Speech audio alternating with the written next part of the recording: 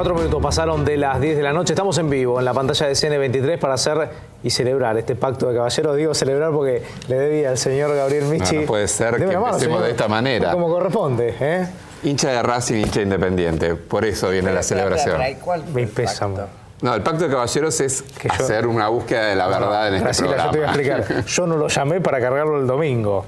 ¿O no? Sí, es cierto. No sé nada, fue muy prudente. Fue parte de tu caballerosidad. Dije, exactamente. Pero bueno, no podía dejar pasar la oportunidad. Además les digo, muchachos, que tal como viene la mano, nunca sabe en esto ¿A quién le toca? ¿No? A quién le toca, entonces sí, mejor es cuidarse.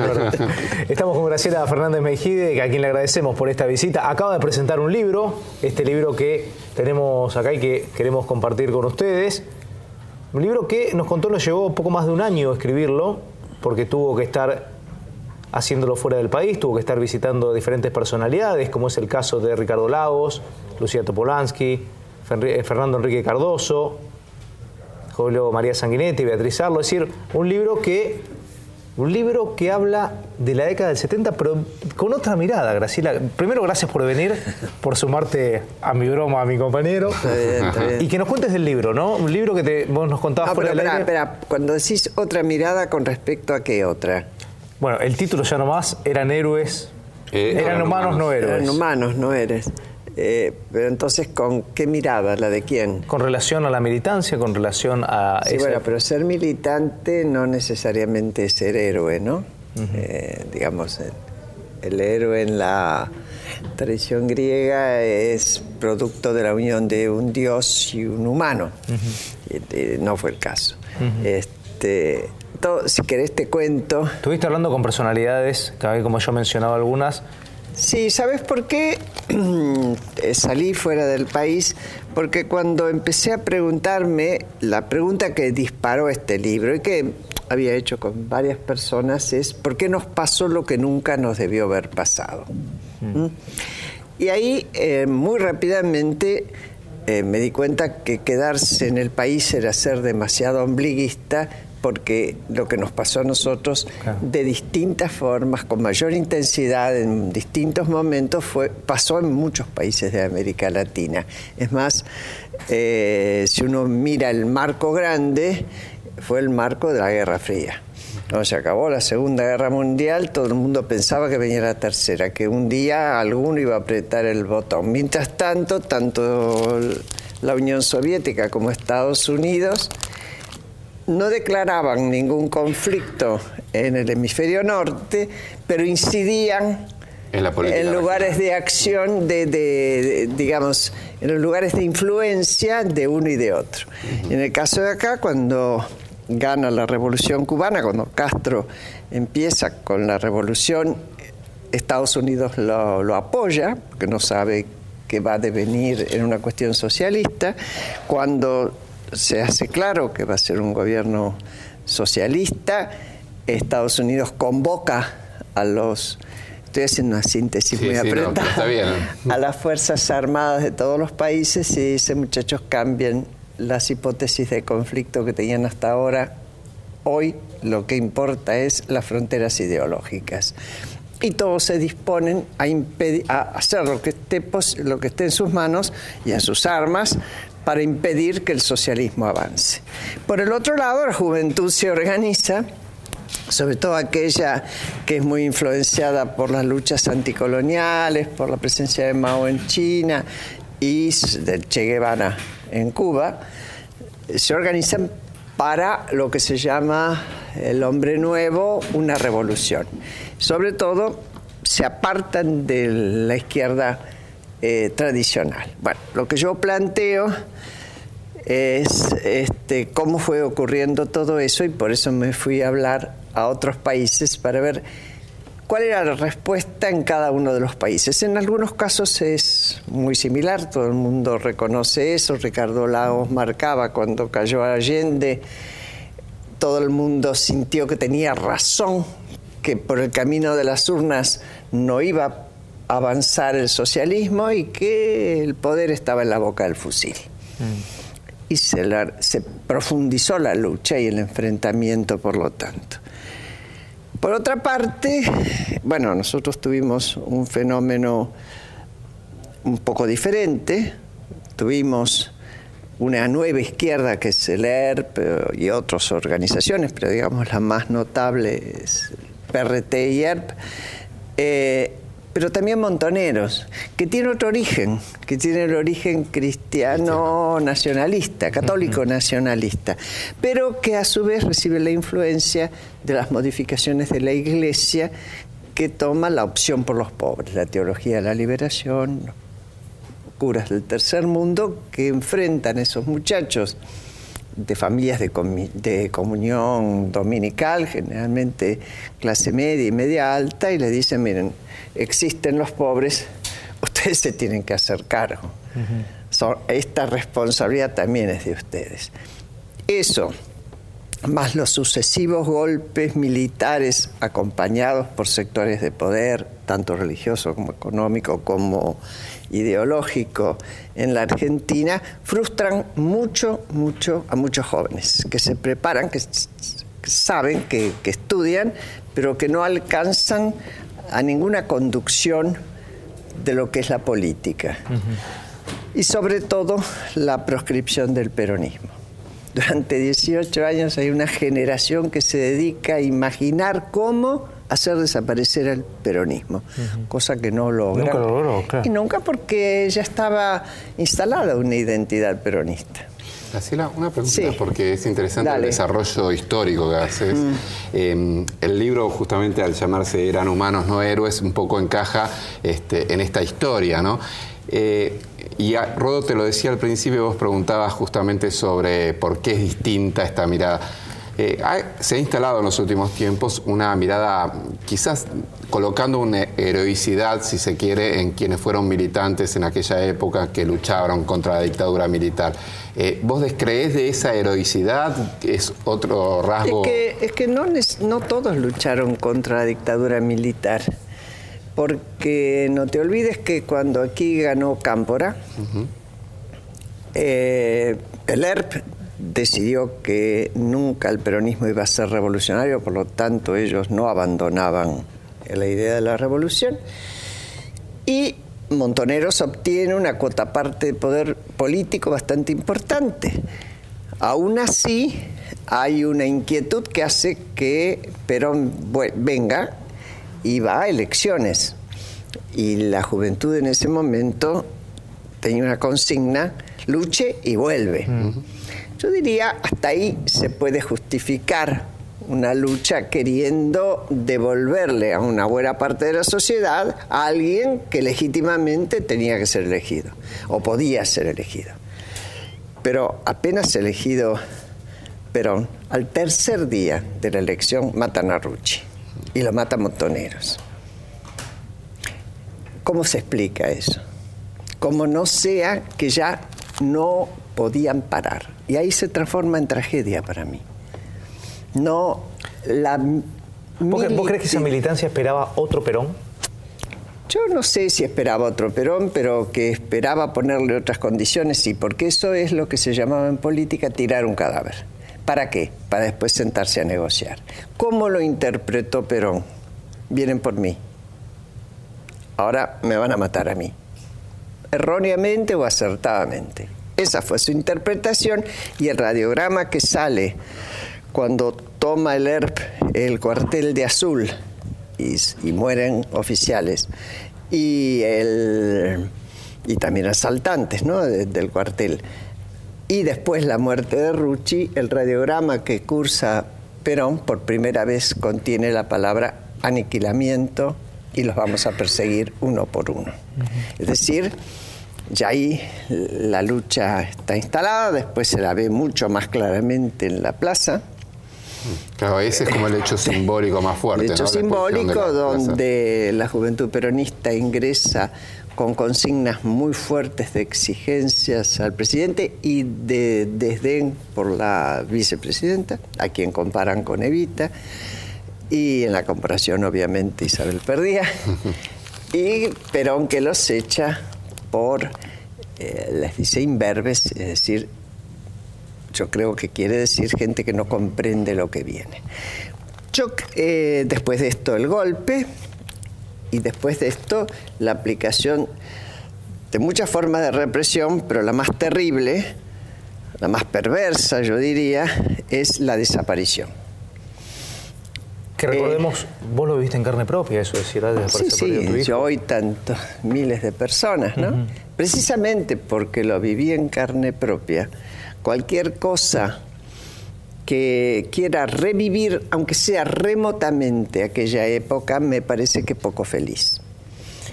Y creo que sí fueron víctimas todos, no solo los desaparecidos, sino los presos políticos, los asesinados y demás. Muchos de ellos eran militantes, bastantes de ellos eran combatientes, y puede ser que haya habido hechos heroicos personales, pero yo creo que no eran héroes. No podemos pasar de víctimas a héroes sin reconocerles su calidad de militantes y combatientes. Porque fue parte de su vida y porque dieron la vida por eso. Pues es una cuestión hasta de respeto, no solo a la verdad histórica, sino a su memoria y a la decisión que tomaron, así haya sido desastrosa. ¿Y cómo ves esa militancia de los 70 que hoy, digamos, muchos vuelcan a la juventud, porque hay muchísimos jóvenes que hoy están volcados a la política, que entran en una militancia, la verdad que intensa, ¿no? Y obviamente cuando uno es adolescente mira las cosas de otra manera, tiene otro fervor. Por cierto. ¿Cómo ves que le transmiten esa militancia? Yo creo que, primero, que es natural que la gente joven milite políticamente. Y que en los años 60 y en los 70 había una fuerte militancia. Ahora no todos eran del ERP y no todos montoneros, claro, y no todos estaban en la lucha armada. Esa cuestión de se llevaron o mataron a los mejores es injusta. Es injusta. Yo lo discutía con Augusto Conte. Él tenía un hijo desaparecido y 4 hijos que no. Y yo le decía que para que tus hijos, los otros 4, se sientan los mejores, tienen que estar desaparecidos. En mi caso desapareció 1, tengo 3. Y no eran ni mejores ni peores. No se puede medir, claro, en ese sentido. Y muchos de los que hoy están vivos y que militaron en aquella época, que eran los peores porque no desaparecieron del todo. Yo creo que se simplifica mucho en esos casos, ¿no? Vos fuiste parte de la CONADEP, que sin duda fue casi, te diría, como una piedra fundamental para lo que vino después, el juicio a las juntas, para la instalación definitiva del sistema democrático en la Argentina. ¿Cómo estás viendo los juicios que hoy están realizándose en materia de derechos humanos, las condenas a perpetua para muchos represores? Bien, yo creo que correspondía. Es más, yo me puse a escribir este libro y con el concepto de que no hay una verdad y de que nadie es dueño de la verdad, que en todo caso todos tenemos como sociedad derecho a conocer la verdad, que se va a ir enriqueciendo seguramente con distintos aportes y debates. Yo no creo tener toda la verdad yo tampoco en este libro ni en cualquier otro. Y pienso, por eso, porque yo siento que se termina un ciclo cuando se acaben estos juicios, que más tarde o más temprano se van a terminar, que era necesario plantear el tema de la verdad, que ya venía siendo planteado, pero mucho menos conocido por el común de la gente, con Toto Schmuckler, cuyo hijo desaparece y hace una autocrítica muy fuerte a la lucha armada, Oscar del Barco, Pilar Carbeiro, que estuvo en la ESMA y escribe 2 libros sobre el tema, con autocrítica a la violencia armada, y Héctor Leis ahora, que fue montonero y hace poco saca un libro con una fuerte autocrítica, y con quienes yo tengo en muchos casos coincidencias y en otras diferencias, pero que a mí no me asustan, porque es una época tan cercana, esa tragedia, y tan terrible, y que donde todavía se conoce o no se conoce todo, qué bueno que no haya coincidencias totales. Bueno, eso te quería preguntar, que todavía no se conoce todo, ¿no? Recién que entramos como en la etapa donde no solamente se está juzgando a los militares, sino al sector civil que colaboró con esa dictadura. ¿Cómo estás viendo ese proceso? ¿Crees que esa sería la etapa final de los juicios? No, yo creo que la etapa final debería ser saber más. Por ejemplo, no sabemos nada de lo que los militares ocultan. Los militares no han dado un dato El único que dio fue Silingo, porque ya estaba protegido por las leyes de impunidad, sobre todo por los indultos de Menem. Y los indultos de Menem, que pusieron a todos en libertad e interrumpieron todos los juicios y que fue acordado con Montoneros. No se olviden que Firmenich estaba preso también. Fue el único y terminó con no sé cuántos cientos de años preso en España, con lo cual es el ejemplo como para descorazonar a cualquiera para hacerlo, ¿no es cierto? Y después Balza, que hace una crítica a lo que es la obediencia debida en la época de Menem. Y de eso no sabemos nada y seguramente tienen información. Seguramente. En ese punto hubo una polémica hace unos días justamente cuando el gobernador de Córdoba, José Manuel de la Sota, dijo que habría que ofrecerle una conmutación o una reducción de las penas a aquellos militares que colaboren dando información sobre los desaparecidos. Bueno, es una idea que ya había expuesto hace rato Claudio Tamburrini, que estuvo secuestrado en la mansión Seré, ahí en Morón, y que se exilió creo que está en Suecia. En Suecia, es filósofo, y él hizo esa propuesta. A mí no me pareció descabellada, por lo menos que se discutiera, sobre todo en el momento en que se reiniciaron los juicios, porque tal vez ese era el momento de ir a una instancia superadora, para no quedarnos con esa frustración de que de ir diciendo que lo que hicieron estaba todo bien y no dar ninguna información, y van a recibir una carrada de años, y es justo. Pero a lo mejor se hubiera podido, contra información real, eficaz y comprobable, decir, bueno, en vez de perpetua son 15 años, o decir, lo que se hace en otros lugares, ¿no es cierto? ¿Qué te pasó, Graciela, cuando se murió Videla? ¿Qué sensación? ¿Cuál fue? Porque cada persona tuvo como percepciones diferentes, ¿no? Mira, a mí la muerte, no me alegra la muerte de nadie, francamente. No me alegra la muerte de nadie. Sentí que se acababa una vida vieja, sin mucho sentido, con una carga muy grande de incompetencia por un lado y de ningún tipo de sentimiento de responsabilidad por todos los crímenes que había permitido que se cometieran y que conocía, que no es que vivía en un lugar donde no sabía. Y bueno, uno podría desear que cuando muere gente así, estuviera muriendo una forma de encarar la disputa por el poder. Videla fue uno de los personajes característicos de un momento en que el enfrentamiento paradigmático era amigo-enemigo. Y como dijo en algún momento Perón, al enemigo ni justicia. Lo cual yo creo que cuando el enemigo no tiene justicia, todos nos quedamos sin justicia. Porque somos incapaces también de distribuirla, ¿no? Graciela, estamos en un momento, ¿no?, donde justamente la justicia es el tema hoy del día. Esta decisión que tomó la Corte Suprema de Justicia en cuanto a declarar inconstitucional 4 artículos de la modificación del Consejo de la Magistratura. ¿Qué visión estás teniendo de eso? Parece que es correcto y que debe ser respetado. Así es. Y creo que debe ser respetado. Pero no está en este libro. Este libro no se Volviendo al libro, a ver, Graciela, y voy a hacer una pregunta, la voy a hacer con el mayor de los respetos porque por ahí se malinterpreta lo que quiero preguntarte. Vos en un momento del libro hablas de acciones inhumanas que han cometido quienes militaban en estos grupos en la década del 70.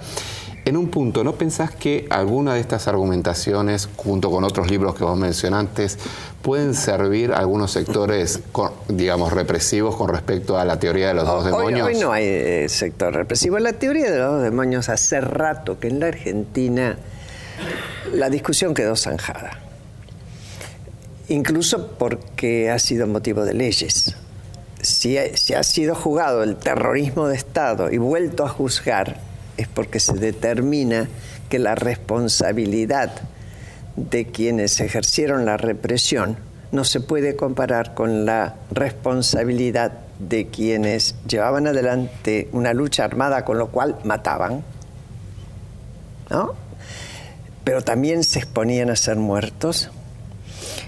En ese caso, el único escudo era su piel y sus armas, y eventualmente escapar si lo lograban, mientras que del lado de los militares se garantizaban todo tipo de impunidad ante los crímenes de interrogar en la clandestinidad, torturar, juzgar en la clandestinidad, matar si lo decidían y después ocultar el cadáver. Y eso sin que nadie pudiera juzgarlo, sin someterse a la más mínima regla de los pactos de guerra, para poner algo. Entonces, yo ese tema ni siquiera lo discuto, porque yo creo que está zanjado. O sea, terrorismo de Estado claramente es un delito de lesa humanidad. En la Argentina eso está zanjado, creo yo, ¿no? Habrá quienes lo quieran discutir, no me importa.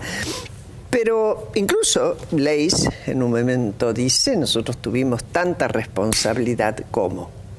Y yo me acuerdo que Tupamaros, por ejemplo, cuando los jefes tupamaros salen de la cárcel, deciden hacer política. Tienen una reunión muy larga, se concentran todos los presos y deciden hacer política. Y se van por las calles a decirle a la gente, nosotros fuimos tupamaros, nos equivocamos, elegimos atajos, y eso lo repite Lucía, yo lo tomo en el libro, en lugar de hacer el camino de la política, y pedimos disculpas si es que hicimos sufrir a la sociedad. Pero ahora venimos a hacer política, con ustedes y en democracia. Bueno, están gobernando.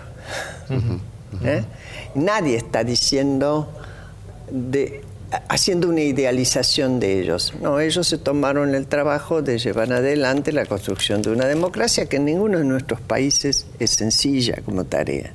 Graciela, ¿cuál de todos los testimonios que obtuviste fue el que más te sorprendió a vos, el que más te marcó de todos? Porque cuando estuviste con personalidades importantes, muy fuertes... Sí, pero no, ninguno me sorprendió y me marcó.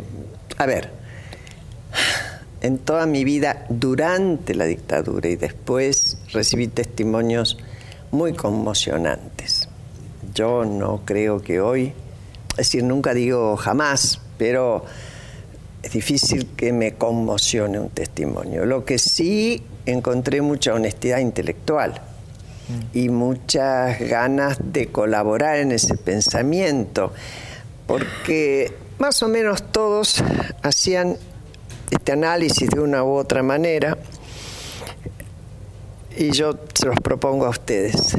Mientras una buena parte de la sociedad creía que el socialismo podía llegar, y les digo que estaba muy difundida esa idea, que es más, Sánchez Villamonte, que era un constitucionalista socialista del partido de Palacios, decía, la civilización va a avanzar de Oriente a Occidente, es ineluctable.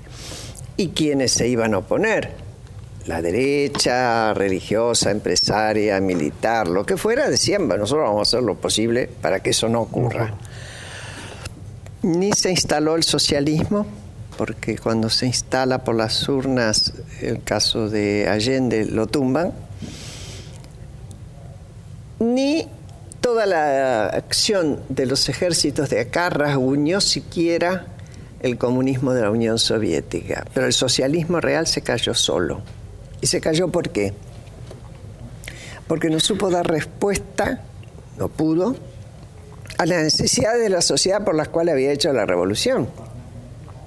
Es decir, desgraciadamente, cuando uno se plantea todo lo que nos pasó, las pérdidas de vidas que hubo, argentinas, todas, no quiero juntarlas en una lista ni nada de eso, pero todas esas vidas... Sí, es como que es inevitable, ¿no? No, cuánta pérdida inútilmente. De ahí que, en lo personal, detesto las situaciones y me dan mucho temor y mucha prevención en que la política se plantee amigo-enemigo. No, lo hicimos demasiadas veces mal.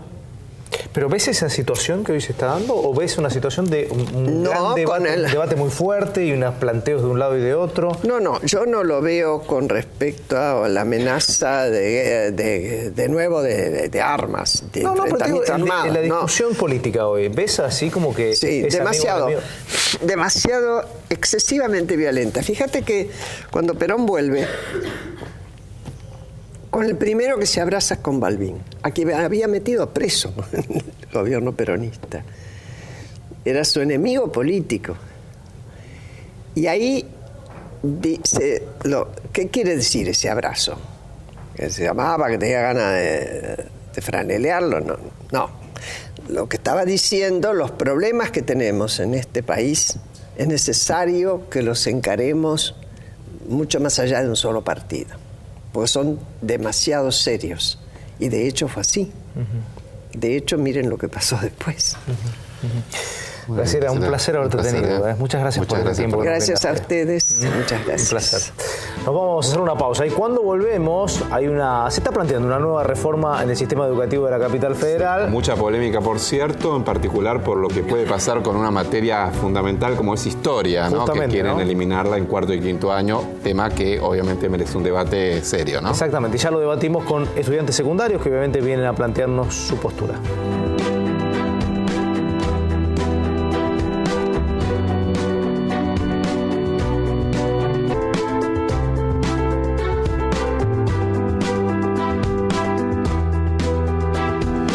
Esto que vamos a hablar es un tema que ya había ocurrido en una anterior oportunidad. De hecho, el año pasado hubo un reclamo por parte de los estudiantes secundarios por reformas que quería aplicar el Ministerio de Educación de la Ciudad de Buenos Aires.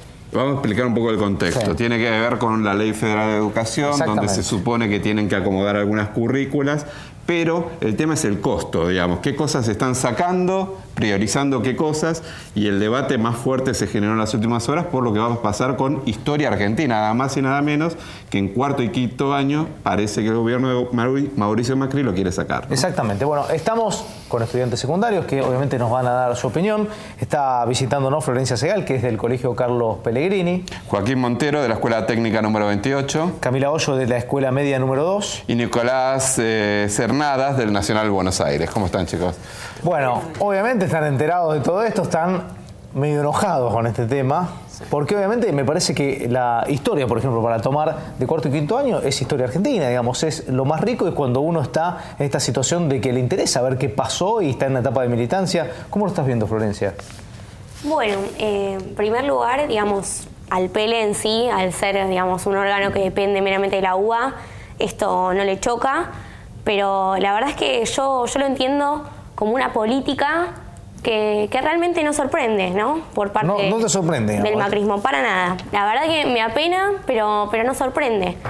Porque, más que nada, yo creo que la historia, tanto la historia como la geografía, que, digamos, están involucradas en esto, son materias que engloban, digamos, concepciones y aprendizajes que aluden a nuestro pasado, que aluden a nuestras raíces.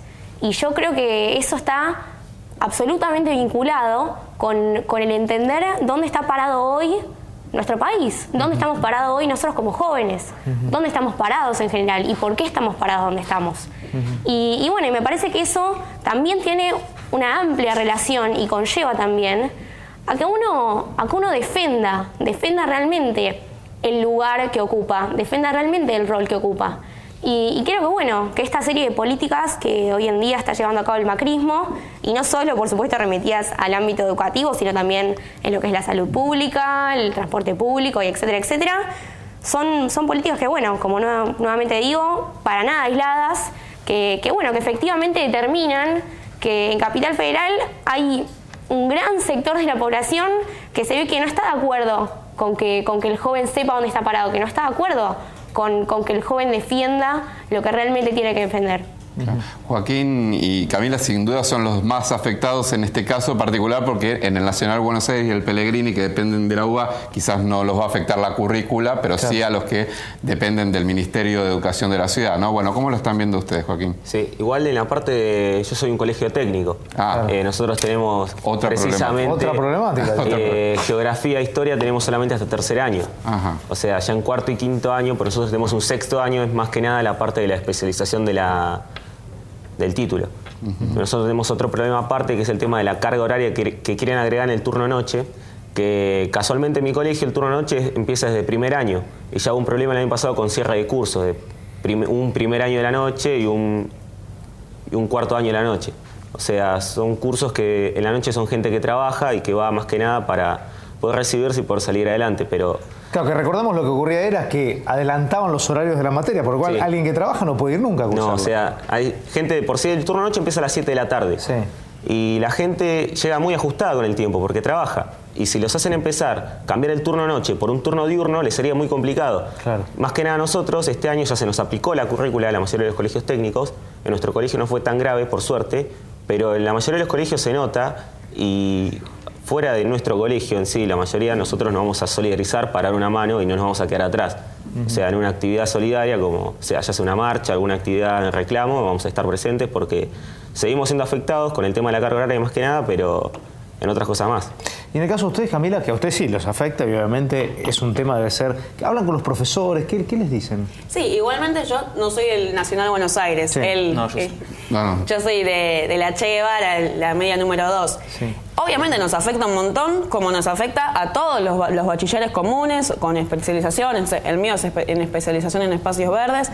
Y nos afecta un montón, ¿por qué? Porque en cuarto año se está dando todo lo que, como ustedes bien decían, historia argentina, y no solo eso, a los inicios se dan revoluciones internacionales. Entonces, obviamente, el macrismo, que es en esencia un proyecto privatista, no le va a interesar para nada que el adolescente, aquel que se está formando políticamente, se informe y estudie, se especialice en lo que es la historia, ¿no es así? En el estudio de las cosas que vivimos anteriormente. Y como decía Flor recién, ¿por qué estamos parados donde estamos? ¿Qué se puede llegar a hacer para modificar nuestra realidad en un futuro?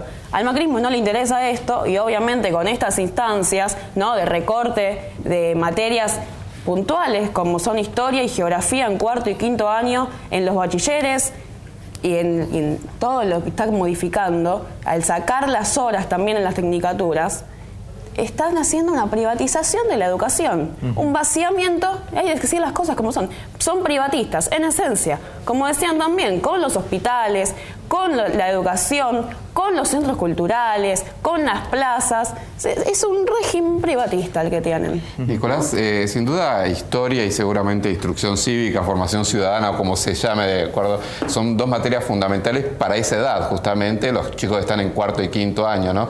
Vos que estás en el Nacional Buenos Aires, que es un colegio que tiene una larga tradición de participación política, ¿cómo lo ven? No, lógico, yo comparto la visión de los chicos, pero sin embargo creo que también es algo mucho más profundo. Es decir, esta reforma curricular sale a partir de, como bien vos decías, la ley de educación, en este caso nacional. Es decir, la ley de educación nacional lo que dice es que deben homologarse todos los títulos de la nación, y a partir de eso, bueno, surge este conflicto de lo que es la ciudad. En la ciudad de Buenos Aires existen más de 150 orientaciones, mientras que a lo largo del país, por ejemplo, existen solamente 10. ¿Por qué es esto? Porque la Ley de Educación Federal arrasó con todo lo que es la educación a lo largo y ancho del país, excepto en la capital federal y en Neuquén, que se mantuvieron las orientaciones existentes en base a una lucha que mantuvieron los estudiantes durante la década de los 90 junto con docentes terciarios para enfrentar esta reforma. En ese sentido, yo creo que el macrismo es el mejor alumno, y lo pongo en debate porque me parece que es algo más profundo que solamente el macrismo, es el mejor alumno de lo que es esta reforma que busca implementar el kirchnerismo, porque yo entiendo que esta reforma también es de parte del kirchnerismo, porque no solamente es en los secundarios, eso hay que tenerlo en cuenta. Esta reforma también pasa en los terciarios, esta reforma también la sufren los docentes, y esta reforma también la sufren los universitarios, que no dependen del macrismo únicamente. ¿Y por qué digo esto? Porque los terciarios, así como los secundarios, le sacan contenidos específicos para pasarlos a posgrados pagos. Los docentes le están poniendo ahora en la capital un instituto de evaluador docente. Es decir, que buscan poner en la capital federal un régimen de evaluación que lo impulsa el Banco Mundial. Es decir, el mismo régimen de evaluación que está en Chile, el mismo régimen de evaluación que está en Estados Unidos, y que hace que cada escuela tenga un puntaje. Es decir, se evalúan a los docentes, se evalúan a los alumnos, y a partir de eso se pone un puntaje a lo que es el colegio. A partir de ese puntaje, el premio por tener mejor puntaje es asignarle mayor presupuesto al colegio que tiene mayor puntaje. Es decir, una cosa contradictoria. Competencia escolar. Sí, en realidad es productividad. Competencia escolar, productividad. Incluso, y en la universidad pasa algo similar. La Ley de Educación Nacional lo que hace es mantener el régimen, por ejemplo, de la Ley de Educación Superior. Que la Ley de Educación Superior, que es del kirchnerismo, lo que hace es, por ejemplo, impulsar la CONEAU. La CONEAU es un organismo que es algo parecido a lo que sufren los terciarios. Pasan contenidos específicos de las carreras a posgrados pagos. Por ejemplo, un ejemplo muy claro es en odontología. Odontología, uno lógicamente para ser odontólogo necesita saber hacer un tratamiento de conducto. Eso lo han sacado de la carrera. Es decir, han vaciado la carrera, lo han pasado a posgrados pagos, claro. Y el posgrado, para saber hacer un tratamiento de conducto, es de 50.000 pesos. Es decir, que este avance, esta reforma educativa que se está haciendo en todos los niveles... Pues sí que está tendiendo todo esto a llevar a privatizar más la educación. Es una privatización y una desvalorización. Una privatización de la educación y una desvalorización de todos los títulos. Es decir, que la educación sea bien básica y el que quiera algo más... Exactamente. Y los estudiantes están enfrentando esto. Estudiantes secundarios, terciarios, docentes y universitarios. Se han demostrado el último viernes, se ha realizado una marcha educativa, por ejemplo, a la Plaza de Mayo, para enfrentar lo que es esta reforma educativa, para empezar a poner en pie de lucha un movimiento no solamente secundario, sino terciario y docente, es decir, de todo el conjunto de la comunidad educativa, para enfrentar lo que es esta reforma que se aplica en la educación. Nicolás, sería interesante ver qué piensan ustedes, ¿no? Porque Nicolás lo enmarca en lo que está pasando a nivel nacional, que digamos lo que está haciendo el gobierno de Macri no tiene que ver exclusivamente con una decisión del gobierno de Macri, sino para encajar a la ciudad dentro de la ley nacional. ¿Qué piensan ustedes? Bueno, yo la verdad concuerdo con lo que decís. Creo que estas políticas, por supuesto, no vienen de la mano únicamente del macrismo, sino también que involucran en gran parte a lo que es el Estado Nacional, porque realmente creo que se está dejando mucho de lado, tanto a nivel nacional como en lo que es la ciudad, el rol que hoy en día tiene el estudiante dentro de su educación. A mí me parece que, teniendo en cuenta, digamos, si realmente nos ponemos a observar la línea de tiempo, ¿sí?, de lo que es el sistema educativo, más allá de todas las falencias que presente, la pata, digamos, de los estudiantes ha crecido muchísimo. Y me parece que el hecho de que hoy nosotros tengamos la posibilidad de estar acá, el hecho de que nosotros tengamos la posibilidad de hacer política, básicamente nosotros los estudiantes, de decir lo que nos parece mal y de, en consecuencia, poder accionar, debería despertar un poco la sociedad, debería hacernos entender como conjunto de que la educación no son los docentes, las autoridades y los meros gobernantes. La educación pasa también por algo mucho más complejo que somos nosotros. Y me parece que a lo largo de todo este tiempo, y hoy en día es algo que me gustaría recalcar como una falencia realmente profunda y una principal, diría yo, es que se nos deja de lado y no se nos tiene en cuenta. Que como que le falta una vuelta, como que no se está ayornando la educación, como que está hasta quedando vieja. Sí. Las carreras que se dan, la forma que se da. Sí, oye, y no hay ninguna política, hace 10 años, ¿sí?, desde el menemismo, que no hay una política, un gobierno que priorice la educación, tanto a nivel secundario como terciario y universitario, y que la mejore.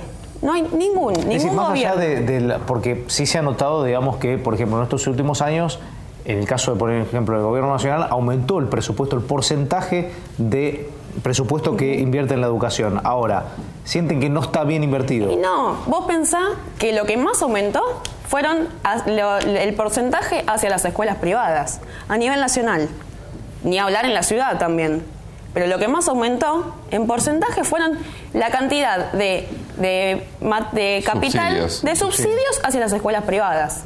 ¿Sí? Solamente se presentó un proyecto de ley del diputado Alejandro Bodar que era para eliminar los subsidios a las escuelas privadas y también, ¿no?, obviamente, para obligar a todos los diputados, en este caso de la legislatura porteña, que asistan sus hijos, que manden a sus hijos a atenderse en hospitales públicos y a los hijos a escuelas públicas, para así eliminar los subsidios, porque no puede ser que se estén destinando un porcentaje sumamente minoritario a cada colegio público, cuando es impresionante el porcentaje que le dan a las escuelas privadas de subsidios, ¿no es así? No, un tema con el tema del presupuesto. El presupuesto que ahora se le asignó a la educación es el 6% del Producto Bruto Interno. Me parece que acá hay que analizar una cosa. Se está atando la educación y el presupuesto de la educación a lo que es una economía que va en vaivenes. Es decir, el 6% del presupuesto por ahí es mucho cuando el crecimiento económico del país va bien, es decir, cuando estamos en una situación económica favorable. Sin embargo, cuando el país está en retroceso, desciende completamente el financiamiento de la educación. E incluso lo que se mantiene... ¿Y cómo decís que habría que hacerlo? El presupuesto es uno solo, digamos, y ahí se asignan porcentajes de acuerdo a la valoración que le das. Incluso una cosa que me parece aún peor es que se descentralice el presupuesto. Es decir, que, por ejemplo, la Ley de Educación Nacional, a la que he oído compañeros que le tiran flores, mantiene la descentralización del presupuesto de la Ley de Educación Federal, del menemismo. Es decir, que mantiene el mismo régimen. Porque acá le estamos asignando y le estamos dando a las provincias para que asignen el presupuesto a sus colegios. Provincias que están en deuda. Es decir, que tienen deuda impresionante. La provincia de Buenos Aires no puede ni pagarla a los docentes. En definitiva, digamos, la ley de fondo, que es la ley que justamente se implementó en el menemismo, que provincializa toda la educación, sigue vigente. Eso no ha cambiado. Exactamente. Realidad, ¿no? Incluso igual me parece que la caracterización tal vez que uno hace de la mejora a nivel de educación no solo puede limitarse a evaluar cuestiones presupuestarias, sino más bien yo haría mucho más hincapié en la aplicación de este presupuesto, como dijo recién, y en cómo esto repercute en nuestra calidad educativa, que hoy en día me parece que presenta muchísimas cosas a mejorar y cosas que realmente se le podría sacar jugo, ¿no? Porque yo creo que el concepto de educación en abstracto, no me quiero mucho por las ramas, pero realmente la educación en lo que es el abstracto es un concepto bastante subjetivo. Que realmente creo que en esto creo que vamos a compartir, yo lo veo como una herramienta de formación para mi futuro. Claro. Y me parece que hoy en día, qué sé yo, el hecho de querer sacar historia y el hecho de tener, qué sé yo, 6 horas de contabilidad en quinto año, tal vez no hace tanto hincapié en lo que quiero yo como persona en un futuro. No hace tanto hincapié en lo que yo quiero cambiar. No nos lo permite. Sí, además hay que decir que la edad que ustedes tienen, digamos, hace 10 años no era lo mismo, digamos, y ni mucho menos nosotros, digamos, éramos totalmente diferentes y que hay otra mirada hoy posiblemente de las cosas. Por eso les preguntaba si sienten que no acompañó ese crecimiento o esa información que ustedes tienen posiblemente hoy adicional, no acompañó en la educación, es decir, la educación no se ayornó en ese sentido. No, la educación mantiene, incluso si vamos a los planes de estudio y a los cambios en los planes de estudio o a los métodos de enseñar, mantiene el régimen de la dictadura. Es decir, los planes de estudio son lo mismo que la dictadura.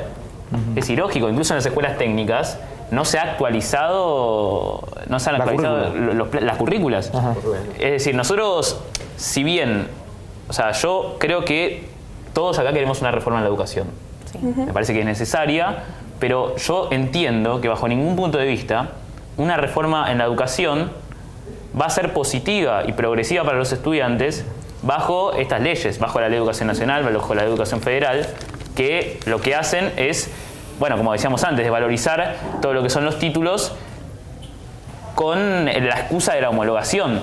Es decir, incluso lo que acá se genera es una extorsión hacia lo que es los estudiantes. Sí, y las en rigor, en que en vez que las provincias adapten sus currículas a lo que es la Ciudad de Buenos Aires, que tiene tantas diversiones, podemos decir, al revés, digamos, se va para abajo. Digamos, exactamente, porque en vez de homologar para arriba, acá se está homologando para abajo, eliminando un montón de orientaciones. Por ejemplo, a la Capital Federal hay un ejemplo que es muy claro. Hay un colegio que se especializa y que es único en el país, que es la única orientación que existe en el país, que es de jardinería, que es la técnica, que es la Hiken, que queda en el Botánico. No es el único. Bueno, orientado en jardinería, sí. En espacios verdes. En espacios verdes. Bueno, está también el mío. Es verdad, mis disculpas. Bueno, pero cuestión que se eliminarían.